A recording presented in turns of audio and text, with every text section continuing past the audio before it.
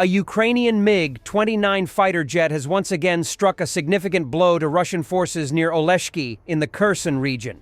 Acting on intelligence gathered by light aviation, the jet targeted and destroyed a Russian command post, eliminating both enemy personnel and equipment. The swift detection and precise strike disrupted a Russian buildup in the area, underlining Ukraine's growing capability to integrate reconnaissance and air power. This marks yet another successful mission by the Ukrainian Air Force in weakening Russian positions on the southern front, demonstrating continued Ukrainian dominance in precision airstrikes. The Ukrainian Air Force remains highly active across multiple fronts, regularly conducting missions that erode Russia's operational strength. In recent weeks, Ukraine has significantly ramped up drone strikes targeting Russia. Moscow has accused Kiev of attempting terrorist attacks on the country's railway infrastructure, which have led to civilian fatalities. According to the Kremlin, the indiscriminate raids are intended to derail direct bilateral talks. Russian media report that the Russian city of Oryol was attacked overnight by unidentified drones. According to local residents, they heard explosions and allegedly saw flashes near an oil depot. Russian authorities claim that 11 UAVs were shot down. Russia's air defenses have destroyed 147 incoming Ukrainian drones overnight, including several targeting Moscow, the country's defense ministry has said. Russia launched one of its largest aerial attacks on Kiev overnight, deploying more than 400 drones and 32 cruise and ballistic missiles in a coordinated strike that caused extensive damage and civilian casualties.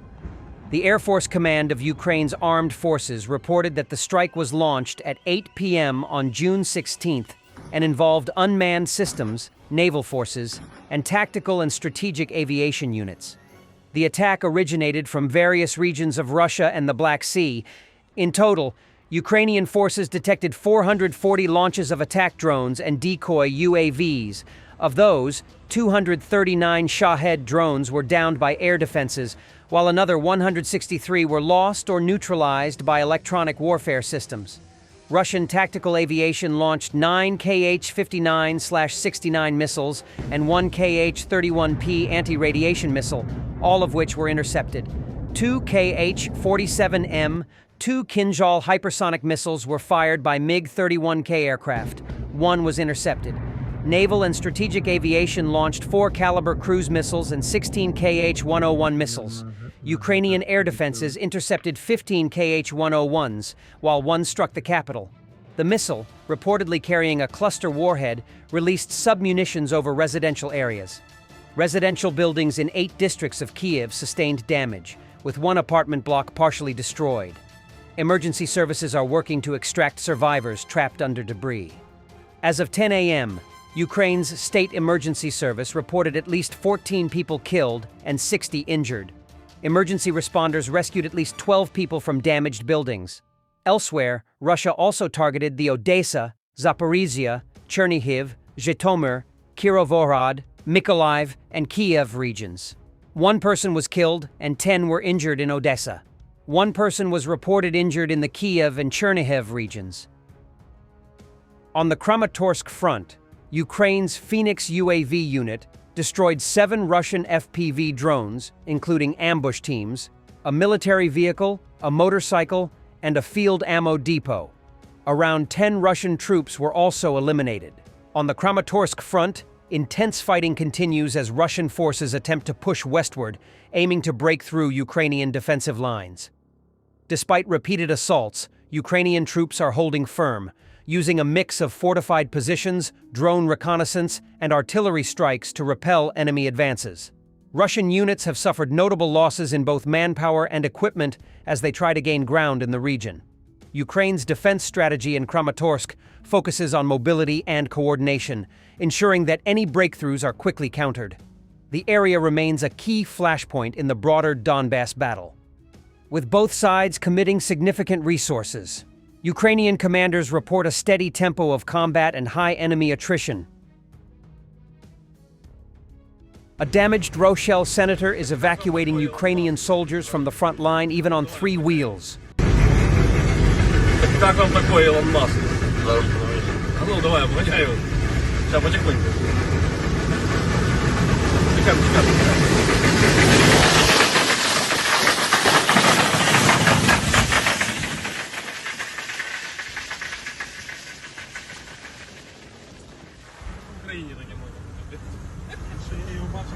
During the latest repatriation efforts, we were also handed over the bodies of Russian soldiers, mixed in with the bodies of Ukrainians, said Ihor Klimenko, Minister of Internal Affairs of Ukraine.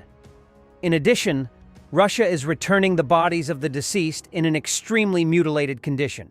Returning the bodies of the dead is one of the most difficult but extremely necessary missions. After each repatriation, painstaking work begins. Autopsy, thorough examination by investigators, DNA examinations, checking every detail. This process is already complex and lengthy, and Russia is also deliberately complicating the identification process for us. Bodies are returned in an extremely mutilated state, body parts in different bags. There are cases when the remains of one person are returned even during different stages of repatriation. In addition, during the last repatriations, the bodies of Russian soldiers were also transferred to us, mixed with the bodies of Ukrainians. Unfortunately, this is a fact.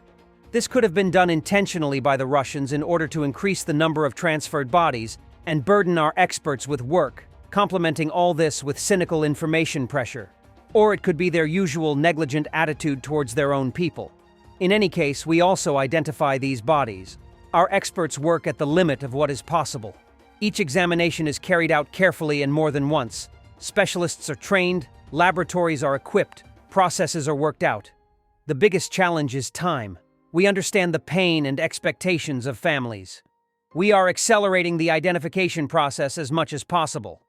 But with each large repatriation, it becomes more difficult to do this, and perhaps this is precisely Russia's goal.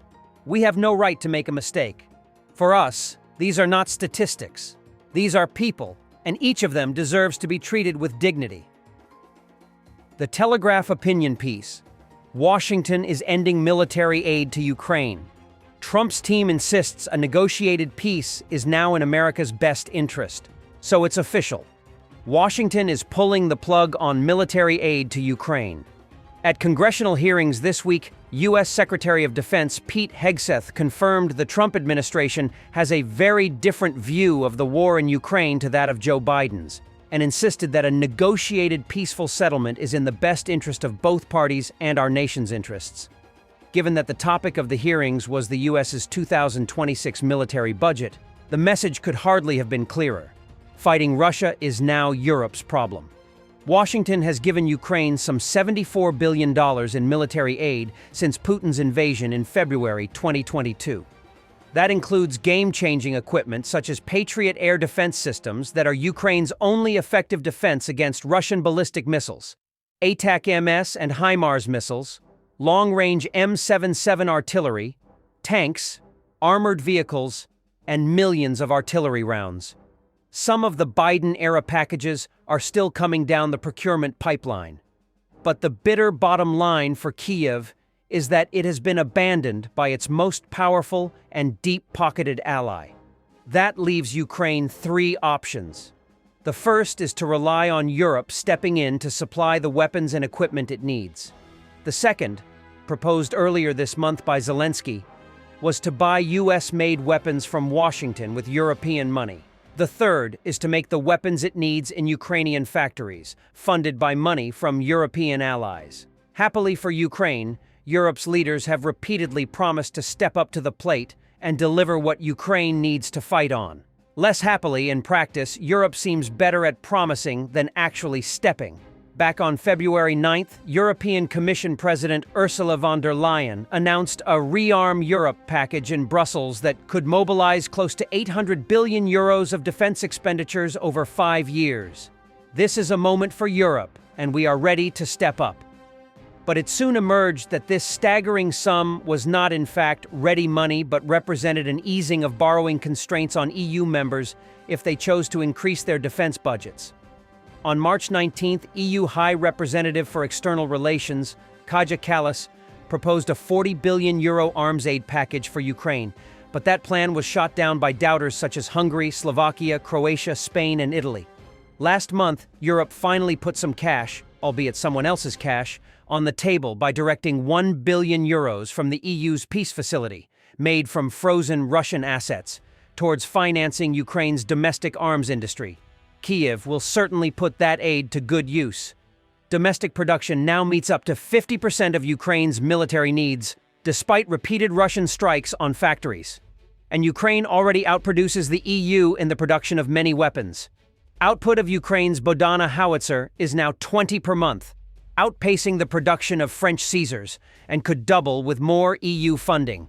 Drone production is scaling up fast, with 5 million small first-person view FPV drones planned for 2025, plus 30,000 long-range drones and 3,000 cruise missiles. Plus, some of the new Ukrainian kit is actually better than foreign-supplied equipment because it's tailored more precisely to the specific needs of the killing fields of Donbass. Ukraine's Lima electronic warfare system outperforms Russian and Western tech in jamming Russian glide bombs. And of course, there's Ukraine's extraordinarily bold and sophisticated mass drone attack on Russian strategic bombers deep inside Siberia and the Arctic earlier this month, which featured drone swarms hidden in the roofs of prefabricated housing units and trucked right to their targets by unwitting freelance drivers. So there's no doubt that Ukraine has the technical sophistication, the industrial capacity, and the tactical imagination to create its own formidable defenses. Indeed, by many metrics, the Ukrainian army is not only the largest, but also the best equipped on the European continent, bar Russia's.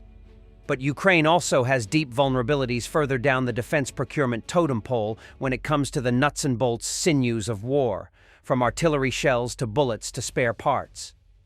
And the most urgent military and political problem of all is a looming chronic shortage of bodies to man the front lines.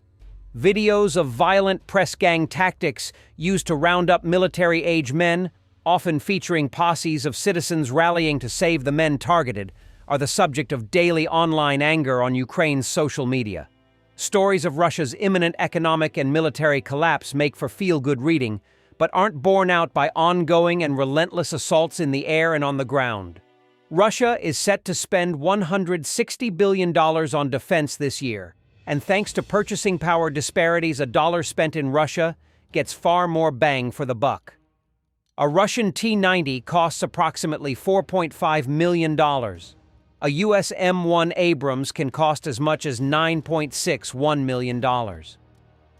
Western defense experts have warned that U.S.-made Patriot missile systems, in production since 1981, are increasingly ineffective against Russian hypersonic cruise missiles and massed swarms of Iranian Shahed drones.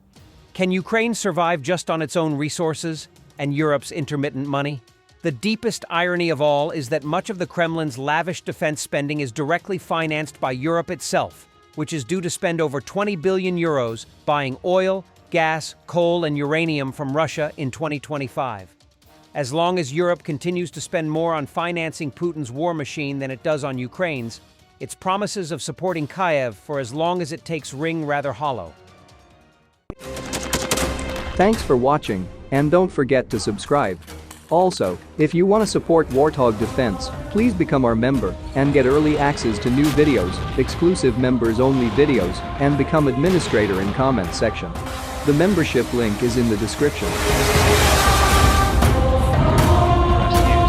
every day. We had a guy last week at 6 rescues in 6 days. You know, he's doing the job every day.